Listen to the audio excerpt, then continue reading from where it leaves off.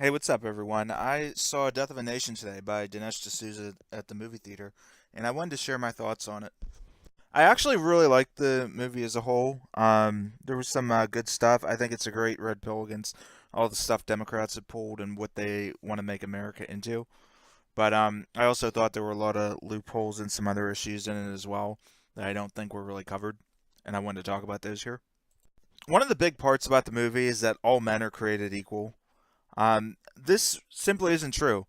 No one ever defines what equal is. Does it mean equal of outcome, equal result, equal skills, equal something else? I don't know. No one really ever says it. But we do know the original meaning of it was in relation to citizens and kings. Whoever wrote it, one of the founding fathers, I believe, they said something like, no man is a king over another one, and that might be correct. But that wasn't mentioned. It's just strictly on race. My question to this is, how is a retarded person equal to a normal person? Um, it's obviously they're not because they can't function without someone else. And if we look at life and people as various points on a spider graph, where you have a +10 here but a -5 here, it becomes very obvious very quick that all the skills and such are not equal. A person with a +10 in good looks or a +10 in intelligence or a +10 in athletic skills is a lot more likely to be successful at something than someone who just has, +2s or threes all around. Or, and, especially when we go to the deepest extremes like retardation or other mental illnesses, like, it's obvious we're not equal. Of course, he doesn't talk about how the races aren't equal at all. Because if the races were equal, we'd have equal representation in the NBA, in higher academia, in IQ, and all that, and that's really not the case.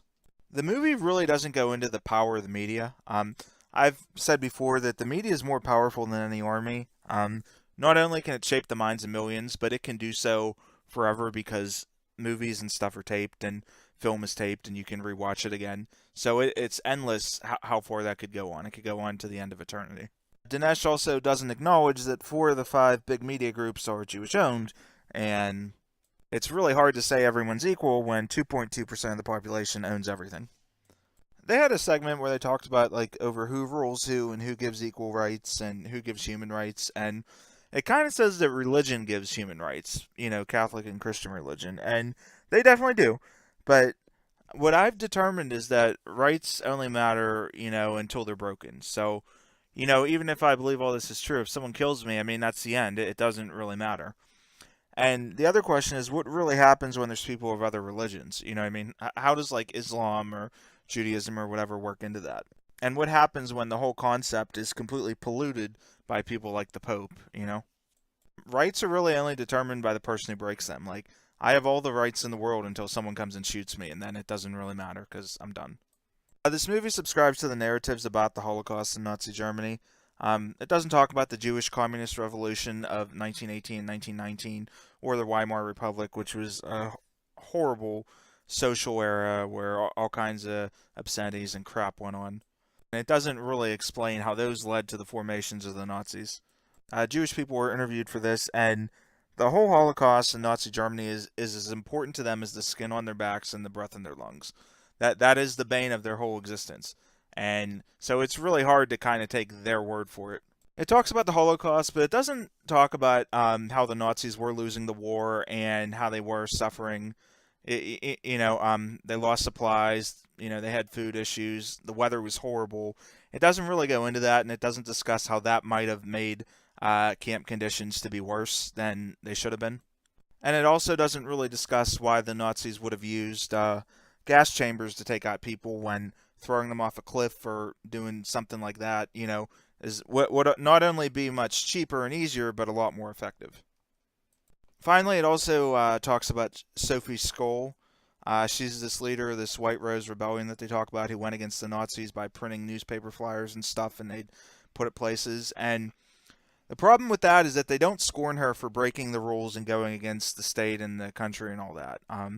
And the problem with that is that it attacks Antifa for doing that. And I mean, it's really it's two sides of the same sword here. And I mean, I think people could look at that and say, well, Antifa is doing the same thing in their opinion, and you have to lay a set of rules, and that's where it gets confused there. The movie actually does not go into the founding fathers much at all, nor their true feelings. It pretty much starts and ends with Lincoln. And the problem is that the founding fathers made it pretty clear that their concept of America only works if it's a white ethno state. You can read some of the quotes, but in Acts of the First Congress of the United States in August 1790, makes it pretty clear that the only citizen of the U.S. can be a white person. Alexander Hamilton had similar things to say. He said to admit foreigners indiscriminately to the rights of the citizens, the moment they put forth in the country would be nothing less to admit the Grecian horse into the citadel of our liberty and sovereignty.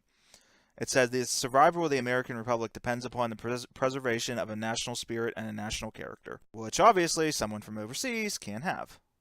I mean, I can pretend to be Japanese, but if you took all the Japanese out of Japan and you put all white people in, how many decades, how many years or millenniums would it take for us to have the same outcome and do things only Japanese and get rid of our own personal biases, thoughts, ways of life, and all that, and completely 100% no questions asked migrate in? It would never happen.